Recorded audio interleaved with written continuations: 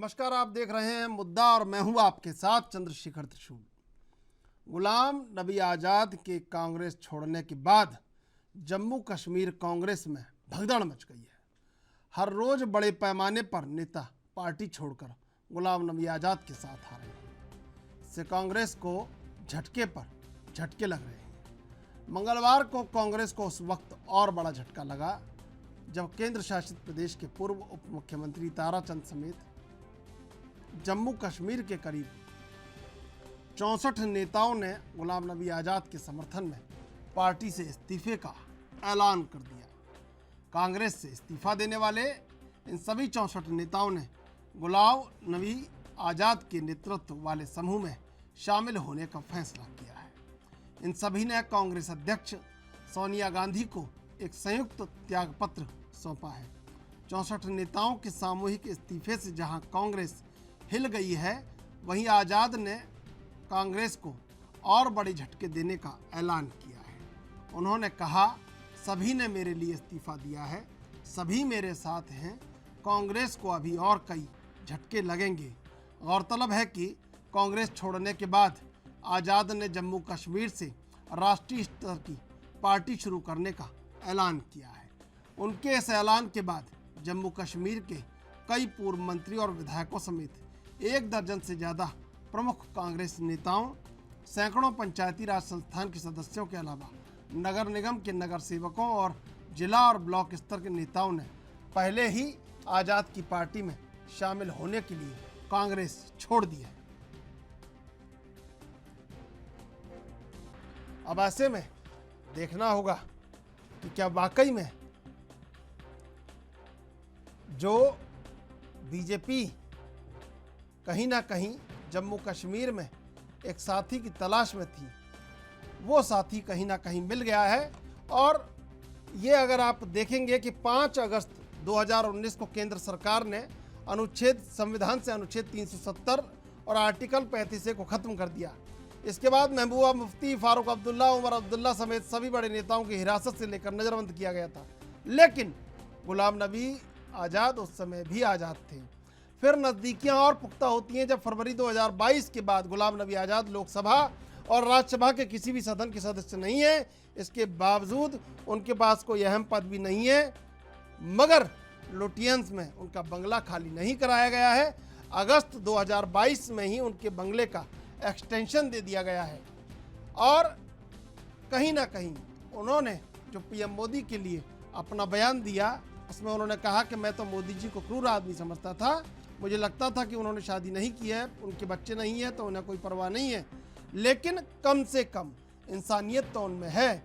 तो कहीं ना कहीं ये नज़दीकियाँ बीजेपी और आज़ाद की अब कांग्रेस के लिए बड़ा खतरा जम्मू कश्मीर में बनकर उभरती हुई नज़र आ रही हैं। और शायद जम्मू कश्मीर के चुनाव में कांग्रेस को कुछ फ़ायदा वहाँ से मिलने वाला था, वो शायद फ़ायदा अब गुलाम नबी आज़ाद ने सीधे सीधे अपनी तरफ डाइवर्ट कर लिया है। नई राष्ट्रीय पार्टी का ऐलान कर दिया है और ये भी कहा है कि जो लोग कांग्रेस छोड़ रहे हैं वो मेरे साथ आएंगे। उनको एक मंच की आवश्यकता थी और उसी मंच को बनाने के लिए मैंने इस राष्ट्रीय पार्टी को बनाया है। अब ऐसे में देखना होगा कि क्या गुलाम नबी आज़ाद कांग्रेस छोड़ने के बाद कांग्रेस को तोड़ते भी रहेंगे क्या। लगातार 48 साल तक 1973 में कांग्रेस ज्वाइन करने के बाद बड़े ओहदों पे गुलाम नबी आज़ाद रहे हैं, लेकिन अब जम्मू कश्मीर में मास्टर स्ट्रोक की तरह बीजेपी के काम कर रहे हैं। तो ऐसे में कांग्रेस को कांग्रेस ही समाप्त करेगी, यह टिप्पणी कहीं ना कहीं फिर एक बार पुरजोर और बुलंद हो रही है।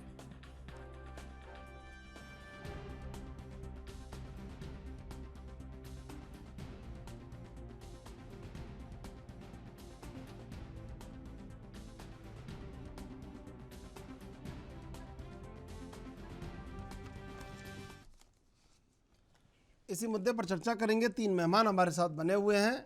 बलदेव सिंह बिलोरिया, नेता बीजेपी, मुन्ना खान, नेता कांग्रेस, रजा रिजवी, राजनीतिक विश्लेषक। आप तीनों का स्वागत है एनबी न्यूज़ पर। मुन्ना खान जी, ये कैसा बदला ले रहे हैं आज़ाद कांग्रेस से?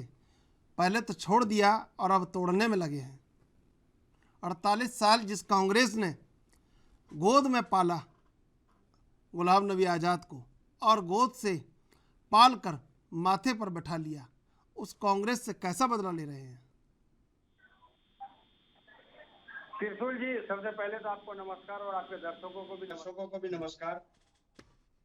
त्रिशूल जी, साइंस ने बहुत तरक्की की है, इतनी तरक्की की है बेइंतहा, जिनका जवाब नहीं। लेकिन आने वाले को तो रोका है, जाने वाले को आज तक नहीं रोक पाया। दूसरी चीज, ये गुलाम नबी आजाद जी 48 साल से कांग्रेस के अंदर थे। एक यूथ के आदमी को महाराष्ट्र से सांसद बनाना ये कांग्रेस ने दिया, मुख्यमंत्री बनाना कांग्रेस ने दिया, 35 साल राष्ट्रीय महासचिव रहे कांग्रेस ने दिया, 40 साल तक वो राज्यसभा सांसद भी कार्यरत रहे, तो ये कांग्रेस ने दिया। ये सारी देन देने के बावजूद वो पार्टी जब अभी सब जरूरत थी, जिस तरीके से वो अभी काफी टाइम पुराने लीडर थे, उनका जो मार्गदर्शक था पार्टी के लिए बहुत अहम और बहुत जरूरी था, और जब भी पार्टी को उनका योगदान देने की जरूरत थी तो पार्टी को छोड़ करके चले गए। जब उनको पार्टी के सेवा करने की जरूरत थी तो वो पार्टी छोड़ के चले गए। अभी कांग्रेस पार्टी जिस दौर से गुजर रही है, आप देख रहे हो, अभी सहयोग देने की जरूरत है, न तोड़ने की जरूरत है, न टूटने की जरूरत है। ये कांग्रेस पार्टी किसी के चले जाने से कमजोर नहीं हो रही। कैप्टन अमरिंदर सिंह भी चले गए, अलग पार्टी बनाई के हासिल हुआ, अजीत जोगी भी चले गए, अलग पार्टी बनाई के हासिल हुआ। तो कांग्रेस पार्टी एक विचारधारा है जो 135 साल पुरानी पार्टी है। अंग्रेजों से लड़ाई से लेकर के आजादी के बाद देश को संभालने का काम, कांग्रेस धारा को जेब में रख करके किसी दल में जा रहे हो या किसी दलदल में जा रहे हो या कोई अपना दल बना रहे हो, तो मैं नहीं समझता हूँ कि कांग्रेस पार्टी को किसी भी तरह से, जो आपकी मंशा थी, जितना आपकी इच्छा शक्ति थे, उसे कई गुना ज्यादा दिया। ये जब तक राज्यसभा सीट इनकी गुलाम थी, ये गुलाम रहे। जैसे राज्यसभा सीट कैंसिल हुई, ये आजाद हो गए। तो मैं समझता हूँ आजाद के बाद भाई मैं ये कह रहा हूँ कि चलो आज़ाद तो छोड़ गए कांग्रेस को, लेकिन जम्मू कश्मीर में जो चुनाव होने वाला है उसमें बड़ी शिकस्त अभी से कांग्रेस की हो गई है और बड़ी जीत अभी से बीजेपी की हो गई है। उनको एक सहयोगी की तलाश थी जो उन्हें मिल चुका है, रणनीतिक साझेदार की तलाश थी, उनको मिल चुका है। लुटियन जॉन में उनके जो बंगला है उसको आगे के लिए कर दिया गया है, आवंटन उनका बढ़ा दिया गया है। कांग्रेस को जो रणनीति बनानी थी वो रणनीति से पहले उनका मजबूत एक हाथ टूट गया जम्मू कश्मीर में, और हाथ टूटने के बाद वो लगातार पूरे शरीर को जख्मी कर रहा है और कई लोगों को तोड़ रहा है।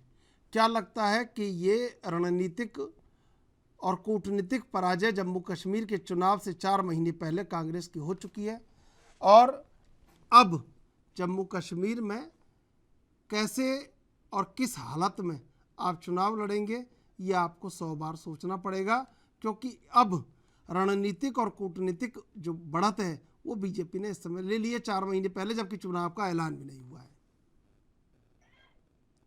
ये आपके लिए सवाल है।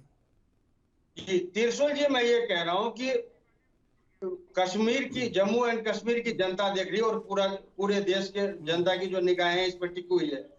48 साल वफादारी के साथ कांग्रेस पार्टी ने उसे अपने बच्चे की तरह गोद में बिठाया। वो इंदिरा गांधी के टाइम से ही मंत्री आ रहे, तो थोड़े से टाइम के लिए मंत्री नहीं रहे या राज्यसभा सांसद नहीं रहे, तो इस तरीके का गुस्सा और इस तरीके से वफादारी पे लांछन लगाना कि कांग्रेस पार्टी ने कुछ नहीं दिया, कांग्रेस पार्टी नजरअंदाज कर रही है। कांग्रेस पार्टी अगर नजरअंदाज करती तो 48 साल से आप मंत्री नहीं रहते। आप 1980 में यूथ से राज्यसभा, ये महाराष्ट्र से सांसद बन के नहीं आते। दूसरी चीज, सवाल है बीजेपी के आपने कहा कि बीजेपी के सहयोगी की तलाश थी, तो बीजेपी की सहयोगी पहले महबूबा मुफ्ती भी रह चुकी है। दूसरी चीज, जो बीजेपी के सहयोगी रह रहे हैं उनके हाल देख लो आप। तो मैं समझता हूँ एक बार गुलाम नबी आजाद जी को भी विचार विमर्श करना चाहिए। और दूसरी चीज, जम्मू एंड कश्मीर की जो जनता है वो कांग्रेस पे बिलीव करेगी, कांग्रेस पे भरोसा करेगी, क्योंकि 135 साल पुरानी है, 70 साल से वो देश की सेवा कर रही है। तो यहाँ बात विचारधारा, भरोसा भरोसा वोट के बाद पता चलेगा। बलदेव सिंह जी, बलदेव सिंह जी, बलदेव सिंह जी, आवाज मिल रही है आपको मेरी? बलदेव जी, आवाज मिल रही है आपको मेरी? चलिए मैं आऊँगा मैं। रजा रिजवी जी, रजा रिजवी जी, अभी कूटनीतिक और रणनीतिक बढ़त बना ली है बीजेपी ने आज़ाद को तोड़कर, और आज़ाद जिस तरह कांग्रेस को तोड़ रहे हैं जम्मू कश्मीर चुनाव के लिए, क्या लगता है कि अब कांग्रेस कैसे वहाँ पर आगे अपने आप को चुनावों में कैसे वहाँ खड़ा कर पाएगी?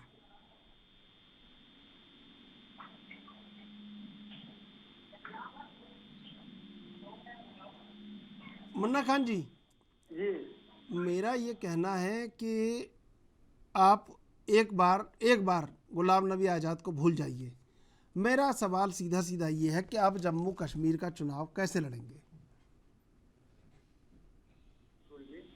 जिस दिन से कांग्रेस पार्टी को ये पता लगा कि जीएनए मतलब गुलाम नबी आजाद, जीएनए का डीएनए मोदी में हो गया, उसी रात से वहां पे संगठन पे काम जोरों शोर पे चल रहा है। कांग्रेस पार्टी बहुत मजबूती के साथ जम्मू एंड कश्मीर में चुनाव लड़ेगी, क्योंकि जम्मू एंड कश्मीर वासी को पता है कि कांग्रेस पार्टी के रहते हुए जम्मू शांत है, जम्मू विकसित है, जम्मू और कश्मीर के ऊपर किसी भी तरह का न कोई परेशानी आती है, न कोई किसी तरह से दुविधा आती है। उनको पता है कि जिस तरह से कांग्रेस पार्टी जम्मू एंड कश्मीर में शासन करती है तो जनता वहां विकसित होती है, जनता का विकास होता है, वहां पे आतंकवादी घटने रुक जाते हैं, वहां पे न किसी तरह का पुलवामा कांड होता है, वहां पे जितनी भी घुसपैठिया गतिविधियां वो सारी रुक जाती है। तो जम्मू एंड कश्मीर वासियों को ये पता है कि हमारे लिए सर्वश्रेष्ठ जो विकास कर सकती है वो है कांग्रेस पार्टी। तो कांग्रेस पार्टी को ही चुन करके मैं समझ रहा हूँ आप इतने जोर शोर से सरकार बनेगी, और इतने जोर शोर से भरोसा दिला। वो जोर शोर ऐसा तो नहीं है कहीं जैसे बिहार और झारखंड में सरकार के सहयोगी बनने के काम आ रहा है?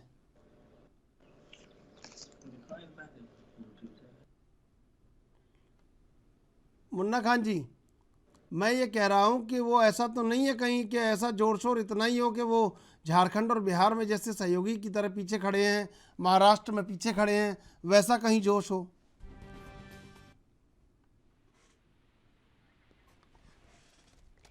अब देखना होगा कि क्या वाकई में जो आज़ाद हैं वो कांग्रेस को नुकसान पहुंचा रहे हैं। पूरा घटनाक्रम 19 महीने की जो नाराज़गी थी वो लगातार बढ़ती रही। फरवरी 2021 में गुलाम नबी आज़ाद ने कांग्रेस के G23 ग्रुप के नेताओं के साथ कश्मीर पहुंचकर शक्ति प्रदर्शन किया था। जनवरी 2021 में, इससे पहले गुलाम नबी आज़ाद राज्यसभा से रिटायर हुए। नेता प्रतिपक्ष का पद हाथ से गया। सदन में प्रधानमंत्री ने जमकर तारीफ की। फरवरी में G23 के साथ शक्ति प्रदर्शन हुआ। मई 21 में बंगाल समेत 5 राज्यों के चुनाव में कांग्रेस ने आज़ाद समेत G23 ग्रुप के नेताओं को स्टार प्रचारक नहीं बनाया। ये तल्खी और आगे बढ़ने लगी। राहुल गांधी ने आज़ाद को बुलाया और जम्मू कश्मीर कांग्रेस की कमान संभालने का ऑफर दिया, लेकिन आज़ाद नहीं माने। इसके बाद तल्खी और बढ़ी। आज़ाद के घर मार्च 2022 में G23 नेताओं की 5 घंटे बैठक चली। बैठक में कांग्रेस में सुधार की मांग की गई, लेटर जारी किया। इसके बाद तल्खी और बढ़ती है। अप्रैल 2022 में सोनिया गांधी ने आज़ाद को 10 जनपद पर तलब कर लिया। G23 की मांग को लेकर उनसे जानकारी ली। इसके बाद जुलाई 2022 कांग्रेस हाईकमान और आज़ाद के बीच समझौते को लेकर 4 राउंड की मीटिंग हुई। कश्मीर पर उनकी मांग मान ली गई। जुलाई 2022 गुलाम नबी 1.5 साल बाद कांग्रेस मुख्यालय पहुंचते हैं और सोनिया गांधी के सपोर्ट में प्रेस कॉन्फ्रेंस करते हैं। और अगस्त 2022 कांग्रेस ने गुलाम नबी को कैंपेन कमेटी का चेयरमैन बनाया, जहां 2 घंटे बाद उन्होंने इस्तीफा दे दिया। अब आखिर आज़ाद के मन में क्या है?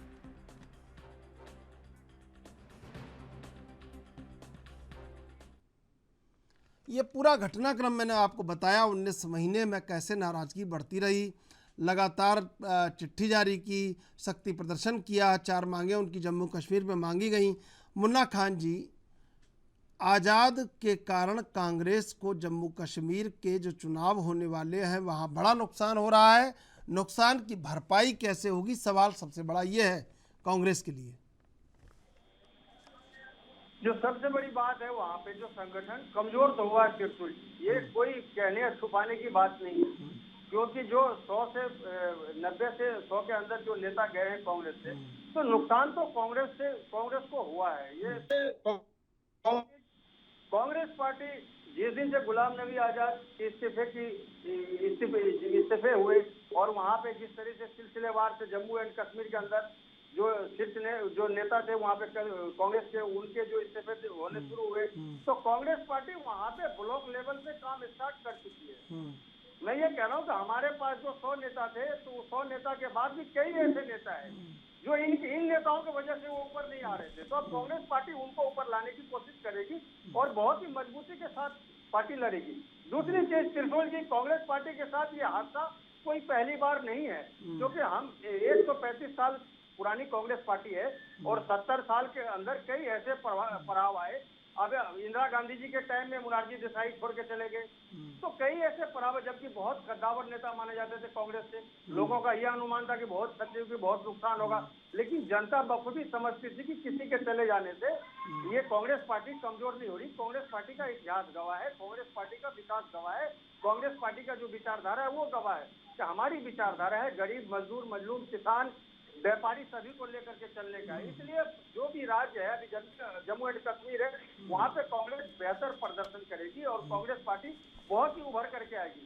और सवाल था गुलाम नबी आजाद जी का, तो ये कद्दावर नेता कांग्रेस में थे, क्योंकि 48 साल से इनकी सर्विस थी, ये एक्टिव थे और कांग्रेस पार्टी ने भी इन्हें अपने बच्चे की तरह पाला। अब ये इनका चले जाना ये दुखद घटना तो है ही, लेकिन कांग्रेस पार्टी कुछ तरीके से इनको कवर करेगी। अपना चुनाव कैंपेन बहुत जोरों शोर से हम चलाएंगे और इंशाल्लाह जम्मू एंड कश्मीर में बनेगी सरकार हमारी। ठीक है बलदेव सिंह जी, रणनीतिक और कूटनीतिक विजय आपने प्राप्त कर ली है गुलाम नबी आज़ाद को तोड़कर। अब आप कहेंगे हमने नहीं तोड़ा है, हमारा कोई लेना देना नहीं है, ये बयान तो ठीक है, लेकिन जो साथी की तलाश थी वो मिल गया है और कांग्रेस लगातार टूट रही है। और ऐसे में कहीं ना कहीं जो वहाँ की क्षेत्रीय पार्टी है वो भी कहीं ना कहीं संदेह के घेरे में। क्या लग रहा है कि अब आगे और क्या तैयारी है?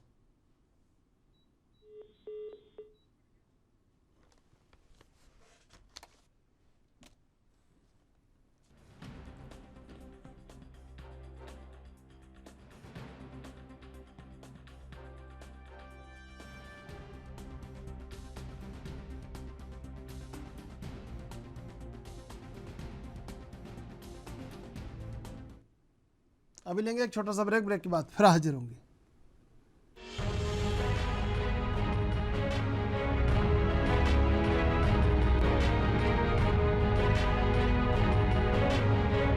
सीधे चलेंगे मेहमानों के पास।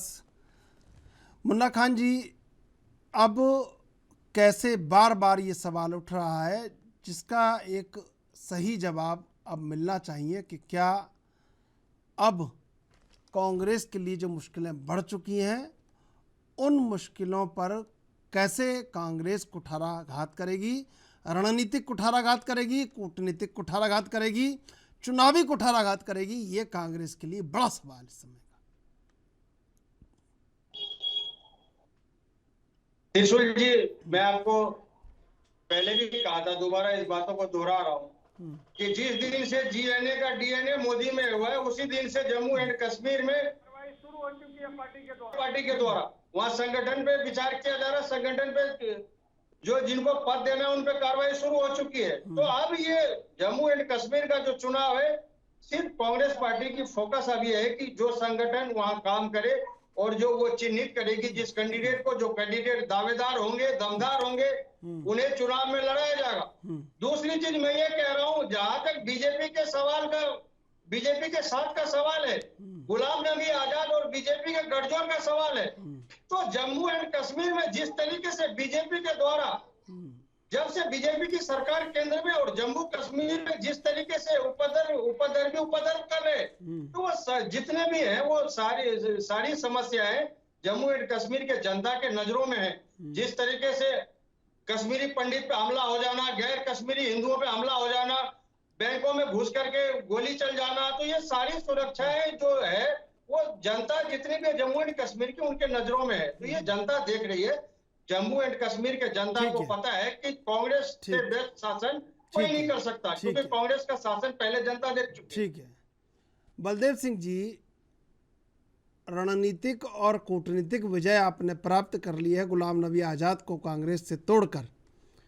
क्या लगता है कि अब कैसे चुनावी रणनीति आगे बढ़ेगी?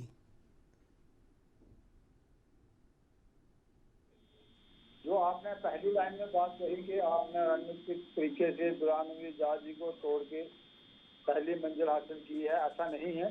गुलाम नबी आजाद जी ने पार्टी की नीतियों से दुखी होके, पार्टी से परेशान होके, उनकी अपनी समस्या है, पार्टी उन्होंने छोड़ी है। और खाली गुलाम नबी आजाद की नहीं, देखो आप बड़ी लंबी लिस्ट है एक, जो लोग कांग्रेस पार्टी छोड़ के चले गए हैं और छोड़ते जा रहे हैं, उनमें से एक गुलाम नबी आजाद जी भी हैं, उन्होंने पार्टी छोड़ी है। मेरे मित्र कह रहे थे, मैं सुन रहा था इनकी बात से, और पहले वो इतने बोल थे कांग्रेस में छोटी हुए, 7 घंटे हो गए, 48 वर्ष हो गए। तो इसका दूसरा पहलू देखना चाहिए कि जिस आदमी ने पार्टी को इंदिरा गांधी से लेके आज तक जितने भी अध्यक्ष आए या दूसरे आए उनके साथ काम किया, आज क्या ऐसे हालात बन गए कि उसको पार्टी छोड़ के जाना पड़ा, अपनी पार्टी को बना रहे हैं। ये कांग्रेस की अपनी जो गलत नीतियां हैं उसका नतीजा है। अपनी घर की कलेश जो है वो मोदी जी के माथे मर रहे हैं, इसमें हमारा भारतीय जनता पार्टी का कोई लेना देना नहीं है। कांग्रेस अपने घर को संभाले, अपने घर को ठीक करे, इतना ही मैं कहना चाहता हूँ। भारतीय जनता पार्टी जो ये कह रहे हैं कि मोदी नहीं हो गए, ये हो गया, तो इसका भारतीय जनता पार्टी देश की सबसे बड़ी दुनिया की 16 करोड़ कार्यकर्ताओं की पार्टी है। भारतीय जनता पार्टी जम्मू कश्मीर में भी अच्छे तरीके से चुनाव लड़ेगी, और इस बार भारतीय जनता पार्टी ने जम्मू कश्मीर में 50+ का नारा दिया है। पार्टी अपने बलबूते पर चुनाव लड़ेगी, जीतेगी, जम्मू कश्मीर में अपना चीफ मिनिस्टर बनाएगी। कांग्रेस की हालत जम्मू कश्मीर में आगे ही बड़ी बुरी थी। गुलाम नबी आजाद जी के छोड़ने से कांग्रेस का जम्मू में सफाया हो गया है। सैकड़ों लीडर जो है कांग्रेस चले गए हैं। कांग्रेस पार्टी के पास एक भी म्यूनिसिपल कॉर्पोरेशन नहीं है। पंचायतों में इनके बीडीसी क्या हालत है, इनका पंच सरपंच में क्या हालत है, उनके आप कैसे सरकार बनाने का सपना ले सकते हो? ये बड़ी दूर की बात है। आपको बड़ी लंबी मेहनत करना पड़ेगी। आपकी पार्टी आपको मुबारक है, आपकी नीतियाँ आपको मुबारक है, लेकिन अभी दिल्ली दूर है आपसे। ठीक है, हमारे साथ हमारे सहयोगी आशीष अग्रवाल भी जुड़ चुके हैं। आशीष अग्रवाल जी, क्या लगता है कि जम्मू कश्मीर में जो छत्रप थे उनके बीच में एक नया छत्रप छोड़ दिया है, और 90 में से 15 सीटों पे कहीं ना कहीं जहां वर्चस्व है गुलाम नबी आज़ाद का, वहां बीजेपी को बढ़त मिल रही है, कूटनीतिक और रणनीतिक बढ़त तो बना ली है, अब बाकी छत्रपों पर जो प्रहार करना है वही बचा है। रूप से कहीं ना कहीं एक बड़ी रणनीति का हिस्सा ही इसे कहा जा सकता है, क्योंकि मैं आपको एक बड़ी और महत्वपूर्ण जानकारी आज की ये दे दूं कि खबर आज ये भी निकलकर सामने आई है कि आजाद के कैंपेन कमेटी का पद ना संभालने के बाद पार्टी ने उनसे इस्तीफे के बारे में कोई बात नहीं की थी, लेकिन जब उन्होंने प्राथमिक सदस्यता से भी इस्तीफा दिया, उसके बाद प्रभारी ने उनको एक व्हाट्सएप पे मैसेज किया और लिखा कि मैं आपसे आपके इस्तीफे को लेकर बात करना चाहता हूं। जबकि जवाब में कहीं ना कहीं जो आजाद हैं उन्होंने अपने तेवर दिखाए और जवाब में लिख दिया कि जो इस्तीफा है ये मैं आपसे साझा कर रहा हूं। उन्होंने अपना इस्तीफा रिप्लाई के तौर पर प्रभारी को भेज दिया। यानी कि ये स्पष्ट है कि कहीं ना कहीं आजाद इस बात को लेकर बहुत पहले अपना मन बना चुके थे। वो निश्चित रूप से अपनी रणनीति तैयार कर रहे थे कि उनको कब इस्तीफा देना है और उनके इस्तीफे के बाद किस किस JNK के नेता को वो अपने साथ लेकर आएंगे और उनके इस्तीफे करवाने हैं। और साथ ही साथ जो आपने अहम सवाल उठाया कि बीजेपी के लिए कहीं ना कहीं ये शायद एक अच्छी खबर है जिस तरीके से गुलाम नबी आजाद ने कांग्रेस छोड़ी है, क्योंकि स्वाभाविक है कि कहीं ना कहीं एक बड़ा झटका पूरी पार्टी के लिए, पार्टी इस बात को माने या ना माने, मगर जो तस्वीर अब बनती हुई नजर आ रही है चुनावों से पहले, उससे स्पष्ट है कि कांग्रेस की राह ना सिर्फ JNK में बल्कि कहीं ना कहीं अब पूरे देश में आसान नहीं होगी, क्योंकि जिस तरीके से अब जो भारत जोड़ो यात्रा है उसको लेकर भी पार्टी के अंदरूनी नेता भी सवाल उठाने लगे। कल आपको ध्यान होगा देर शाम गुलाम नबी आजाद से G23 का जो हिस्सा रहे हैं, चाहे उसमें आनंद शर्मा की बात करें, चाहे भूपेंद्र सिंह हुड्डा की बात करें, या तमाम जो दूसरे नेता थे, वो लगातार अभी भी गुलाम नबी आजाद के संपर्क में है। भले ही उन्होंने पार्टी छोड़ दी है, लेकिन पार्टी के जो बड़े नेता हैं वो अभी भी उनसे मिलने जा रहे हैं, उनसे बात कर रहे हैं। आशीष जी, एक बात मेरे समझ में नहीं आई कल कि जब मैंने भी ये खबर सुनी कि भूपेंद्र हुड्डा क्यों मिलने गए। वो उनके कहने से तो उदय वाहन को हरियाणा का अध्यक्ष बनाया कांग्रेस ने, उन पे इतना बड़ा भरोसा किया, वो क्यों मिलने गए आजाद से? बड़ा अचंभित करने वाला था कल ये जो दृश्य जब देखने को मिला कि आनंद शर्मा के साथ भूपेंद्र हुड्डा भी मिलने जा रहे हैं। उनके अगर हम बेटे की बात करें, उनको राज्यसभा सांसद भेजा गया, दीपेंद्र हुड्डा को, CWC का हिस्सा भी हैं वो। तो कहीं ना कहीं अगर आप पूरी पार्टी के एंगल से देखें तो पूरा सम्मान देने का काम किया, लेकिन बावजूद इसके वो G23 के जो ऐसे नेता हैं जो पार्टी, ऐसा नहीं लगता आपको आशीष जी, उनके कहने से शैलजा को अलग किया गया, कुमारी शैलजा को अलग किया गया, उनके कहने से अशोक तंवर पार्टी छोड़ के चले गए, उनके कहने से उदय भान को अध्यक्ष बना दिया गया, उनके कहने से कुलदीप बिश्नोई किनारा कर गए कांग्रेस से, और वही अब G23 में जो नेता हैं और वो जो कांग्रेस को गाली दे रहे हैं उनसे मिलने जा रहे हैं। लगता नहीं है कि कांग्रेस की ये रणनीतिक भूल ही कांग्रेस को कहीं ना कहीं समाप्त कर रही है? निश्चित रूप से जिस तरीके से पवन खेड़ा की बात कर लीजिए, जयराम रमेश की बात कर लीजिए, या तमाम वो दूसरे नेताओं की बात कर लीजिए जो गुलाम नबी आजाद समेत G23 के तमाम ऐसे नेताओं पर सवाल उठा रहे हैं, जो करते कुछ हैं, कहते कुछ हैं, सामने स्थिति कुछ है, पर्दे के पीछे स्थिति कुछ है। तो ऐसे में कहीं ना कहीं यही अब कांग्रेस के लिए एक बड़ा सवाल खड़ा हो गया है कि कैसे वो अपनी पार्टी के बड़े नेताओं की जो चाल है, रणनीति है, उसको समझे कि वो आखिर धरातल पर क्या कर रहे हैं और पार्टी के अंदर क्या कर रहे हैं। ये मुन्ना खान जी, ये आपने सुना होगा, ये सवाल मेरा आपसे भी है। दरअसल जम्मू कश्मीर के चुनाव पर तो बात कर ही रहे हैं, लेकिन लगता नहीं है कि यही चीज़ें कांग्रेस को कहीं ना कहीं बड़ा नुकसान पहुंचा रही हैं, जिसके लिए 4 नेताओं की शहादत दे दी गई, वो नेता मिलने जा रहे हैं। बताइए आप।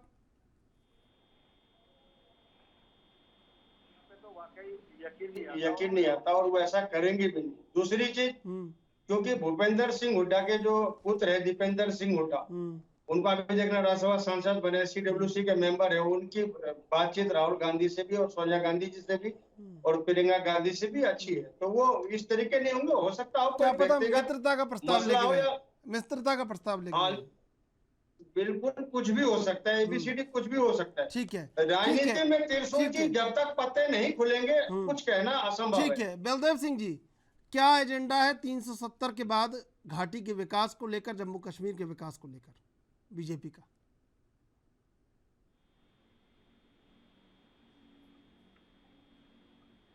बलदेव जी, आवाज मिल रही है आपको मेरी?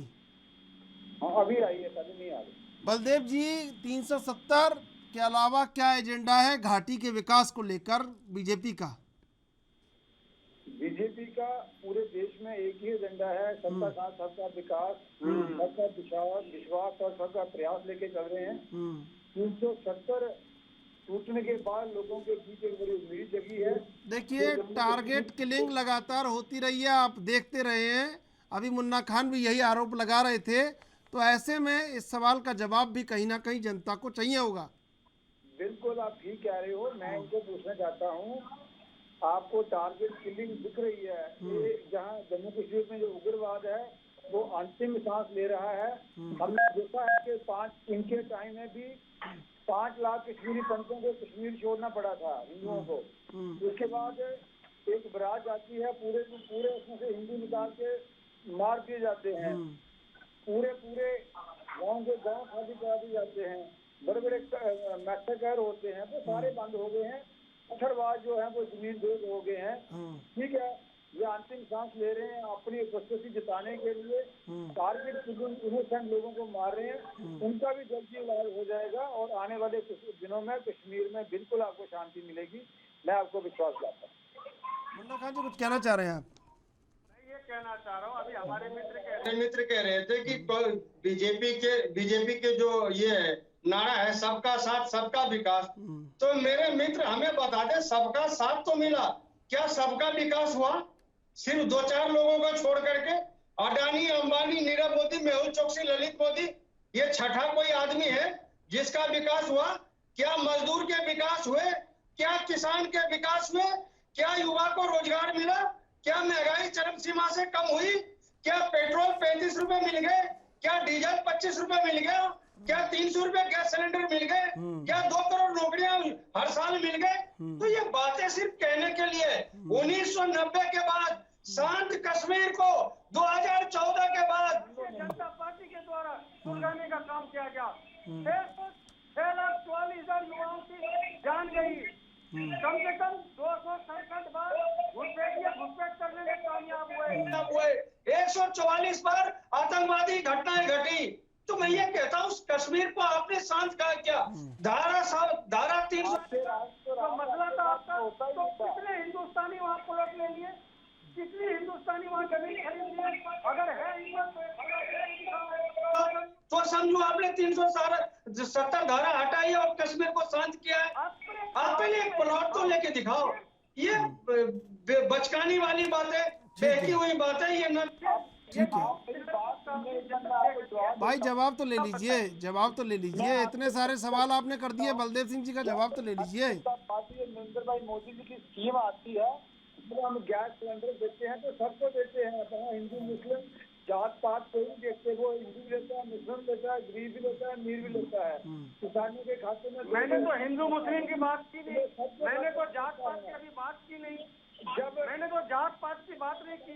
अगर वो युवा बेरोजगार है तो वो जात पात तो नहीं है, अगर सिलेंडर 1200 रुपए वो जात पात तो नहीं है।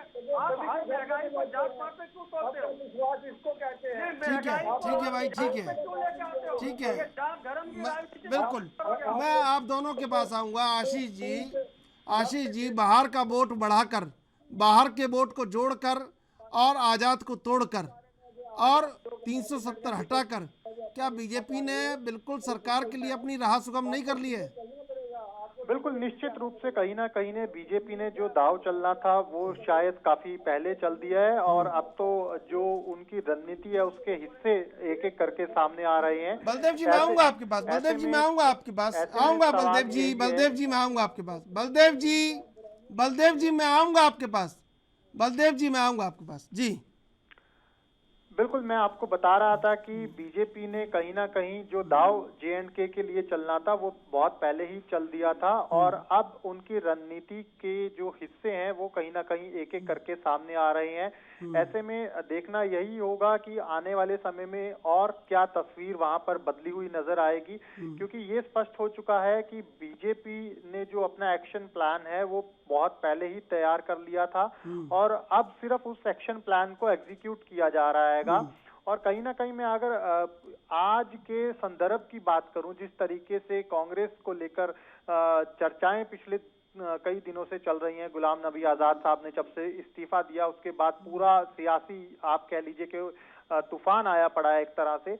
देखिए, अभी हमें समझने की जरूरत है कि कांग्रेस की जो ये परिस्थिति है ये किन दायरों के इर्द गिर्द घूम रही है। एक, राज्यसभा के चुनाव, किसी भी नेता का आप दर्द उठाकर देख लीजिए, उस दर्द की वजह राज्यसभा ही है, नंबर 1 बात। नंबर 2 बात जो बहुत बड़ी चीज है लेकिन उसके मायने हमें समझने की जरूरत है, वो है कहीं ना कहीं कांग्रेस अध्यक्ष पद का चुनाव। कांग्रेस अध्यक्ष पद के चुनाव की मैं इसलिए बात कर रहा हूं कि जब तक सबको ये था कि गांधी परिवार में से ही कोई ना कोई अध्यक्ष के पद पर रहेगा, तब तक जितने भी कांग्रेस में वरिष्ठ नेता थे या ये कह लीजिए कि जिन्होंने कई दशकों से कांग्रेस को अपना समय दिया, वो चुप थे। लेकिन जैसे ही गैर गांधी नामों के ऊपर चर्चा शुरू हुई, चाहे उसमें अशोक गहलोत का नाम था, एक बार आपको ध्यान होगा काफी पहले कमलनाथ साहब का भी नाम चला था, तो अब कहीं ना कहीं ये जितने भी नेता हैं, गुलाम नबी आजाद साहब जैसे या जो G23 का हिस्सा रहे हैं, उनको शायद ये अब चिंता सताने लगी है कि अगर गैर गांधीवादी कोई हमारे ऊपर आकर अध्यक्ष बनता है तो हमारे लिए काम करना उनके नीचे बहुत मुश्किल हो जाएगा। ये मैं बिल्कुल स्पष्ट आपको स्थिति बता रहा हूं जो स्पष्ट स्थिति है। इस बात को कांग्रेस मंच पर माने या ना माने, लेकिन हकीकत यही है। सारा जो ये मसला है, ये राज्यसभा से भी बड़ा मसला इसी के इर्द गिर्द घूम रहा है, जो हमें लगातार हमारे AICC से जुड़े सूत्र बता रहे हैं। कांग्रेस को लगातार हम बहुत नजदीक से वॉच कर रहे हैं कि आखिर माजरा ये चल क्या रहा है। तीसरी बात सबसे अहम, तीसरी बात ये है, कांग्रेस इस वक्त आप ये मानकर चलिए लगभग देश के जितने भी हिस्से हैं, चुनिंदा कुछ राज्यों को छोड़कर सत्ता से बेदखल है। तो वहां पर जो भी राजनीति चलती है वो चलती है पार्टी फॉर्म की, पार्टी फॉर्म की राजनीति, यानी कि आप अध्यक्ष किसको बनवा रहे हैं, प्रभारी किसको बनवा रहे हैं, वो नीचे इकाइयां अपना सचिव किसको लेकर आ रहे हैं, महासचिव किसको लेकर आ रहे हैं, तो उसमें बहुत बड़ा खेला चल रहा है। अगर आपको ध्यान हो, जब ये गुलाम नबी आजाद साहब की नाराजगी है, ये भी ये कमेटियों से ही शुरू हुई थी। जिस कमेटी में उनको बिना पूछे शामिल किया गया, उनसे जूनियर को उनके ऊपर बिठा दिया गया, इंचार्ज बनाकर, प्रभारी बनाकर, तो वो उसी से नाराज हुए कि भाई साहब ये आप कर क्या रहे हैं। आप शाम को किसी की भी चिट्ठी जारी कर देते हैं, अगले दिन आप कहते हैं मीडिया में कि हम नहीं बात करेंगे, तो ये कोई आपका तरीका ही नहीं है काम करने का।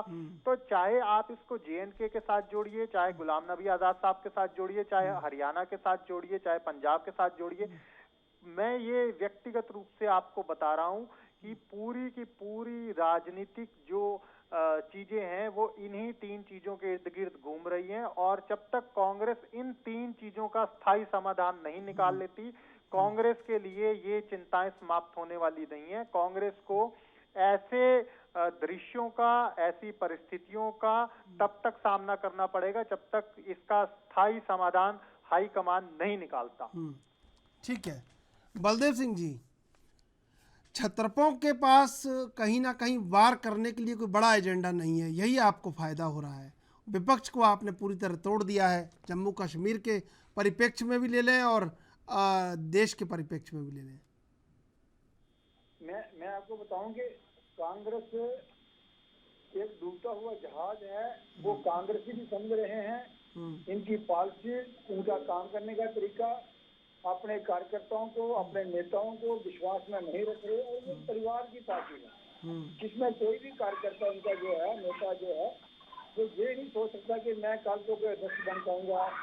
वो कहाँ से ये फैसला होगा। जैसे गुलाम नबी आजाद जी ने कहा कि आज पार्टी की ये हालत हो गई है कि उनके PSO जो सिक्योरिटी गार्ड होते हैं राहुल जी के, वो फैसले लेते हैं किसके क्या माना। जब उस पार्टी की ये हालत होगी तो बेचारे कार्यकर्ता जो है वो क्या करेंगे, वो तो आगे पीछे जाएंगे। बिल्कुल, आपने उस डूबते हुए जहाज में से उभरता हुआ आजाद निकाला है। मुन्ना खान जी, अरे निकाला है भाई, मानना पड़ेगा ये बात, तो पूरा देश जान रहा है इस बात को। तो अब पूरा देश, आपकी मुस्कुराहट बताती है कि हौसले कितने बुलंद हैं। ये जो हमारे बुलंद है, हमारे अपने कार्यकर्ताओं के सिर पे बुलंद है। बिल्कुल, कुछ कार्यकर्ता और कुछ गुलाम नबी आजाद का प्रेम और कुछ आपकी रणनीति और कुछ बाहर के वोटर, यही तो सरकार की सबसे बड़ी रणनीति है, सरकार बनाने की। मुन्ना खान जी, ये एक सवाल उठता है कि 48 साल जो आदमी जुड़ा रहा, जिसकी शादी में इंदिरा गांधी गई, जिसको लगातार राष्ट्रीय महासचिव बनाए रखा, लगातार बड़ी बड़ी पोस्टों पर रखा, 7 साल नेता प्रतिपक्ष रहे, वो ये कह रहे हैं कि राहुल गांधी के बॉडीगार्ड और सिक्योरिटी गार्ड ये सलाह दे रहे हैं, ये एडवाइस दे रहे हैं। आपको क्या लगता है कि इतना हल्का बयान देने के पीछे क्या वजह रही होगी? वजह एक ही चीज होती है, लुटियंस जोन में जो उनका बंगला है, और दूसरी जो सबसे बड़ी वजह है, जो विदाई समारोह में जो नरेंद्र मोदी जी के आंसू निकले उनके लिए, ये पूरा देश ने देखा। तो मैं ये कहता हूं, इनका GNA का DNA उसी दिन मोदी में हो चुका था और पूरे देश की जनता समझ चुकी थी। मैं कहता हूं कि गुलाम नबी आजाद के विदाई समारोह में मोदी जी के आंसू निकलते हैं, लेकिन आडवाणी जी के विदाई समारोह में चुप हो जाते हैं। तो मैं अपने मित्र से पूछना चाहता हूँ कि क्या ऐसी वजह है कि कांग्रेस के लोग आपको भ्रष्ट भी नजर आते हैं और मोहब्बत भी सिर्फ कांग्रेस के लोगों से ही आपको है, चाहे उसके लिए धन का प्रयोग करना पड़े, बल का प्रयोग करना पड़े, लेकिन तू मेरी मोहब्बत है, मेरे में समा जा। ये बीजेपी की फलसफा चल रही है बिल्कुल, जो पूरा देश देख रहा है। और अभी हमारे मित्र कह रहे थे कि गुलाम नबी आजाद जी ने ऐसा कहा कि राहुल गांधी जी के बॉडीगार्ड फैसले लेते। मैं कहता हूं मित्र हमारे, यही गुलाम नबी आजाद जी 2019 में कह रहे थे कि राहुल गांधी जी से मजबूत नेता कोई विपक्ष में हो ही नहीं सकता। यही 5 दिन पहले गुलाम नबी आजाद जी और राहुल गांधी जी झंडा अवरोहण में 15 अगस्त को साथ थे। तो आप ये छोड़ के जाने के, जब मोहब्बत होगी तो सारी बुराइयां, सारी कमियां वो अच्छाइयों में तब्दील हो जाती है। अगर थोड़ी सी नफरत हो गई तो जितनी भी अच्छाइयां हैं वो सारी अच्छे लगने लगते हैं, बुराइयां अच्छी लगने लगती है। तो अभी जितने भी बुराइयां बीजेपी की है नहीं, वो ये गुलाम सच, नबी आजाद जी को बहुत अच्छी लग रही, रिस्पेक्ट लग रही। ये सच थोड़ी होगा कि बॉडीगार्ड सलाह दे रहे होंगे। नहीं, इनको मित्र हमारे तो बलदेव जी कुछ कहना चाह रहे हैं, बलदेव जी कुछ कहना चाह रहे हैं आपसे। मुन्ना खान पा रहे हो, जो दूसरे पड़ोसी को दे रहे हो, ये भी आपको समझना चाहिए। आप लोगों को अपना घर संभालने की चिंता करो, नहीं तो जहाँ से भी बिल्कुल खाली हो जाएगा, किसी में रहेगा कोई रहेंगे परिवार के 3 आदमी। तो सोचा था उसे झोला उठा के भागने पड़े थे। जैसे 2024 में हमारे अपने प्रधानमंत्री जी भागे। मैं मोदी जी को नहीं बोलूंगा, मैं तो प्रधानमंत्री जी बोलूंगा, क्योंकि हमारे भी प्रधानमंत्री जी है वो। मोदी आप लोग करो, हमारे तो प्रधानमंत्री। मोदी जी पूरे देश के प्रधानमंत्री हैं, आपके भी हैं। नहीं, आप लोगों के लिए तो सिर्फ मोदी जी है, प्रधानमंत्री दोनों है। आप लोग कभी बोलते ही नहीं प्रधानमंत्री जी। जब भी बीजेपी के मुख से निकलता है मोदी जी। अरे मोदी जी नहीं, प्रधानमंत्री जी भी कभी बोल लिया करो आप। चलिए ठीक है भाई, आपने प्रधानमंत्री के दायरे को ही खत्म कर दिया, सिर्फ मोदी। कभी प्रधानमंत्री बोल लिया करो, इसलिए सर्वश्रेष्ठ। आपने भी कम से कम 20 बार बोल दिया अभी, आपने भी ऐसे करके 20 बार बोल दिया भाई मुन्ना खान। मैं मुद्दे को भटका नहीं रहा हूँ, हकीकत है उससे मैं वो करवा रहा हूँ। ठीक है भाई, ठीक है। हमारे पार्टी पे लांछन लगा रहे हो, आप अपने पार्टी पे खुद झांक करके देखो। आपके पार्टी के अंदर सिर्फ 2 ही लोग फैसले ले रहे, वो लेडर शाह और शहनशाह। आज का ये दौर है, तो आपका नागपुर में यूनिवर्सिटी है जो कार्य। चलिए आप जवाब तो ले लीजिए उनसे। अरे भाई जवाब ले लीजिए मुन्ना खान जी, मुन्ना खान जी जवाब तो ले लीजिए, मुन्ना खान जी जवाब तो ले लीजिए बलदेव सिंह जी से। बलदेव जी हमारे फैसले कहाँ हो रहे हैं, ठीक चल रही है पूरी, हमारे कार्यकर्ताओं से पूरा आंतरिक लोकतंत्र है। जहाँ से एक बूथ का फैसले लेके और प्रदेश और राष्ट्र के फैसले सुनी जाती है, सबकी राय ली जाती है, उसके बाद फैसले। ठीक है आशीष जी, देखिए बाहर का वोटर जुड़ता है जम्मू कश्मीर में, वहाँ बढ़त, धारा 370 हटाने की बढ़त हमेशा से बीजेपी के साथ रहेगी, हमेशा रहेगी लंबे समय तक। इसके बाद आज़ाद टूटते हैं, ये बढ़त, वहाँ के छत्रपों को कमज़ोर किया गया, ये बढ़त, जब सब नज़रबंद रहे महबूबा मुफ्ती से लेके नेशनल कॉन्फ्रेंस के नेता, तब गुलाम नबी आज़ाद को कुछ नहीं हुआ। क्या लग रहा है कि रणनीतिक जो बढ़त है यही छत्रपों को और कांग्रेस को कमज़ोर करेगी जम्मू कश्मीर के चुनावों में? बिल्कुल, कहीं ना कहीं ऐसा ही होता हुआ नजर भी आ रहा है। कारण आप समझ लीजिए कि बीजेपी ने ये संदेश देने की कोशिश की है। बलदेव जी आ रहा हूँ मैं, बलदेव जी आ रहा हूँ जी। बीजेपी ने ये संदेश देने की कोशिश की है कि जम्मू कश्मीर जैसे संवेदनशील स्टेट को अगर कोई संभाल सकता है तो वो प्रधानमंत्री नरेंद्र मोदी हैं। क्योंकि जिस तरीके से एक्शंस लिए गए केंद्र सरकार ने मोदी के नेतृत्व में, ये एक्शंस आज से पहले कभी भी नहीं देखने को मिले थे। 370 की अगर हम बात करें तो हमेशा पिछली सरकारों के कार्यकाल के दौरान ये सुनने को मिलता था कि इसके ऊपर कोई बड़ा निर्णय लिया जाएगा, लेकिन कब कौन लेगा, इच्छा शक्ति शायद कहीं ना कहीं कमजोर पड़ जाती थी। और यही वजह है कि अब इसको बीजेपी जो है वो कैश करने का भी चुनावों के दौरान प्रयास करेगी। इसमें कहीं कोई दो राय नहीं है कि इन तमाम बातों का असर जो है जम्मू कश्मीर में अब धीरे धीरे नजर भी आने लगा है।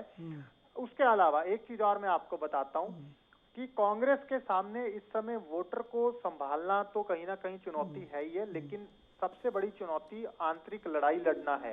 आंतरिक लड़ाई किस लिए मैं बात कर रहा हूं कि अगर आप हाल ही में आजाद साहब ने जितने बयान दिए उसमें से एक छोटे से हिस्से की मैं आपको बात बता रहा हूं। आजाद साहब ने कहा एक बयान के अंदर कि बीमार कांग्रेस को दुआ की नहीं दवा की जरूरत है, लेकिन उसका इलाज कंपाउंडर कर रहे हैं।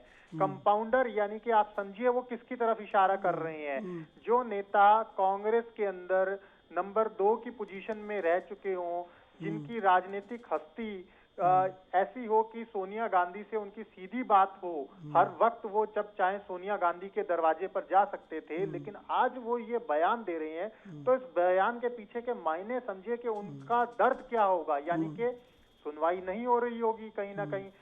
दूसरा, हिमाचल में भी चुनाव सर पर है।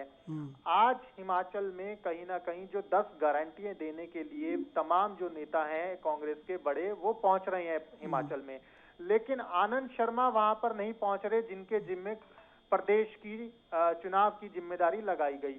तो ये स्पष्ट संकेत हैं कि अभी आंतरिक लड़ाई खत्म नहीं हुई है। ऐसा नहीं है कि आजाद साहब के जाने के बाद आंतरिक लड़ाई खत्म हो गई। बात चाहे जम्मू कश्मीर के चुनावों की करें, बात चाहे हिमाचल के चुनावों की करें, या ओवरऑल कांग्रेस पार्टी की कर लें, स्थिति अभी भी कहीं ना कहीं मैं जो समझ रहा हूं इस वक्त, और जो राजनीतिक विश्लेषक भी ये समझ रहे हैं कि वहीं की वहीं है पूरी कांग्रेस पार्टी के लिए जो स्थिति गुलाम नबी आजाद के इस्तीफे से पहले थी। अब ऐसे में देखना यही होगा कि अगली रणनीति कांग्रेस की क्या रहेगी।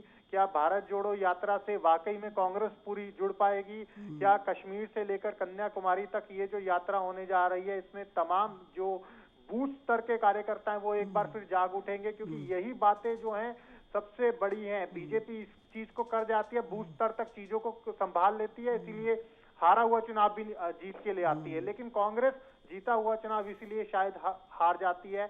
ऐसे राज्यों में जहां पर लगता है कि सरकार आ रही है, आप हाल ही में जो उत्तराखंड के चुनाव हुए थे तब ऐसा पूरा एक बार माहौल बना। वहाँ तो आशीष जी बूथ के नीचे भी पन्ना प्रमुख लगा दिए इन्होंने। बिल्कुल, यही चीज तो कहीं ना कहीं बीजेपी को एक बड़ा लाभ दे रही है कि 15-15 लोगों का जो पन्ना बना दिया गया, एक एक गली को आपने पकड़ लिया, एक एक घर को आपने पकड़ लिया।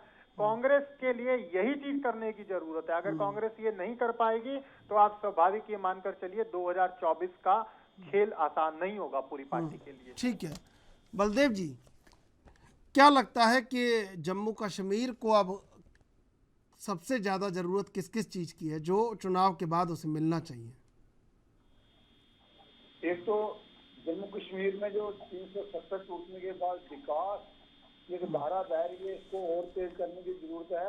और सबसे बड़ी जरूरत है जो उग्रवाद आतंकवाद जो अंतिम चरणों में है इसको खत्म करने की जरूरत है, ताकि लोग जो है अपने टाइम से अपना प्रचार कर सकें, अपना टूरिज्म वहाँ से बढ़े।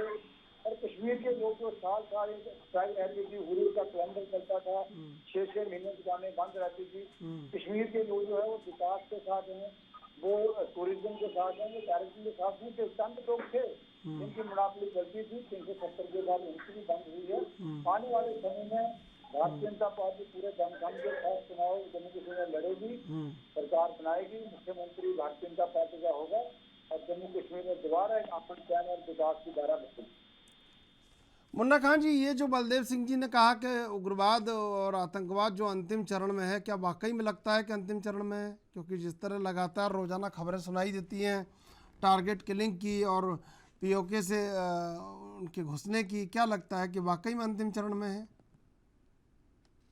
त्रिशूल जी, मैं ये कह रहा हूँ कि जब से बीजेपी की सरकार बनी है, आप उनके जम्मू एंड कश्मीर के आतंकवादी घटने के आंकड़े उठा के देखो। जब सरकार थी यूपीए की, उस टाइम से जितने घटनाएं हुई और उनके बाद जो बीजेपी की सरकार बनी फिर कितनी घटनाएं हुई, आपको डबल दिखाई देगी। दूसरी चीज मैं कह रहा हूँ, मित्र हमारे कह रहे थे 370 के बाद विकास की धारा बहेगी। कोई एक नाम विकास का बताए जो जम्मू एंड कश्मीर में बीजेपी के द्वारा किया गया हो, उसकी बर्बादी के सिवा। वहां पे आतंक मचा रखे हैं इन लोगों ने, आए दिन अनाप शनाप भाषाएं बोली जाती है। मैं कहता हूं ये बहुत बड़े हितैषी के रूप में उभरे थे कश्मीरी पंडित के लिए। इन्होंने क्या भला किया उनका? अभी भी कश्मीरी पंडित पे वहां पे दुराचार हो रहा है, उनके साथ दुर्व्यवहार हो रहा है, उनकी मौतें हो रही है। गैर कश्मीरी हिंदुओं के साथ भी यही घटनाएं घट रही है। तो क्या भला क्या। मैं कह रहा हूँ आप हिंदू के हितैषी कहने के बाद अगर एक हिंदू जम्मू एंड कश्मीर में परेशान है या प्रताड़ित हो रहा तो मैं समझ। ये बातें आपको नहीं बोलनी चाहिए कि जम्मू एंड कश्मीर के अंदर बीजेपी बहुत बेहतर करने जा रही है। मैं समझता हूँ ये शब्द आपको वापस लेने चाहिए। सवाल नहीं वहाँ पे घुसपैठियों की तो इनकी तादाद यूपीए से ज्यादा एनडीए सरकार में बढ़ी है, यूपीए से ज्यादा बीजेपी सरकार में बढ़ी है। चाहे आतंकवादी घटना हो, चाहे घुसपैठियां हो, चाहे वहां पे अनलगन बातें हो, या वहां पे कश्मीरी पंडित की घटनाएं हो, या गैर कश्मीरी हिंदुओं की घटनाएं हो, ये रुकी कहाँ है बीजेपी सरकार में और ज्यादा से ज्यादा बढ़ गई है। मैं आपको बता दूं त्रिशूल जी, 1990 से शांत कश्मीर को 2014 के बाद जलाने का काम सिर्फ भारतीय जनता पार्टी ने किया है। वहां भारतीय जनता पार्टी के लोगों ने किया है। वहां जम्मू एंड कश्मीर में जो शांति बनी हुई थी उसको उस्काने का काम ये भारतीय जनता पार्टी के लोगों ने किया है। बलदेव जी, वो भी भारतीय जनता पार्टी ने बुलाए होंगे। आप तो बड़े चेहरे के आरे बैठे थे। जो बड़े बड़े मैसेज कश्मीर में हुए हैं वो हुए आपकी वजह से हुए, हमारी वजह से नहीं हुए। आतंकवाद जो जम्मू कश्मीर में आया वो आपकी और शेख नेहरू की दोस्ती की सारी बीमारी इनकी जड़ थी, वही भूलता। हमने तो उस आपके गड्ढे को भरा है। जो आपने आतंकवाद को लाने वाले ही आप लोग वहाँ पे भारतीय जनता पार्टी का तो रोल ही नहीं। भारतीय जनता पार्टी ने तो पूरी तरह लोगों पे शिकंजा कसा है। जिन लोगों को आप बिरयानी खाते थे उन लोगों को हमने जेल में भेजा है। जो पत्थरबाजों को 500 रुपए दे के पत्थरबाजी करवाते थे आज वो कहाँ है। इसीलिए वहाँ है कि भारतीय जनता पार्टी की सरकार आई और उन लोगों को निकेल रही है। आज कश्मीर के लोग टूरिज्म के साथ हैं, आज पूरे लोग कश्मीर के लोग विकास के साथ हैं। आज बिरयानी खाने आपके जो मार्गदर्शक है श्री लाल कृष्ण आडवाणी जी, वो जिन्ना के बाजार पे चादर चढ़ाने जाते हैं। आपके जो नरेंद्र मोदी जी हमारे देश के प्रधानमंत्री है वो नवाज शरीफ के बिरयानी खाने जाते हैं। कांग्रेस पार्टी बिरयानी खाने नहीं जाती है। कांग्रेस पार्टी मित्र हमारे बिरयानी खाने नहीं जाती है। बिरयानी खाने नरेंद्र मोदी जी जाते हैं। सुन लीजिए भाई, सुन लीजिए, प्रधानमंत्री सुन लीजिए भाई, सुन लीजिए, सुन लीजिए। अरे भाई सुन लीजिए, सुन लीजिए जी, बात सुन लो। बाकी आप कह रहे हो कि आप एक काम गिना दो कि जो भारतीय जनता पार्टी ने गिनाए हैं। मैं कह रहा हूं कि आपको जम्मू कश्मीर की नॉलेज कम है। एक नहीं अनेकों काम है। जम्मू कश्मीर एक ऐसा प्रदेश है जहां 2 एम्स बने हैं। जम्मू कश्मीर एक ऐसा प्रदेश है जहां श्रीनगर एयरपोर्ट इंटरनेशनल बना है और जम्मू में काम लगा है। रिंग रोड कश्मीर में बढ़ रहा है, जम्मू में बढ़ रहा है।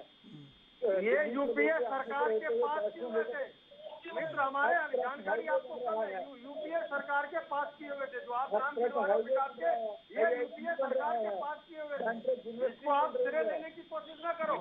आपने सिर्फ बेचने का काम किया है, बनाने का काम नहीं किया। आपने संस्थाओं को बेचने का काम किया है, बनाने का काम नहीं किया।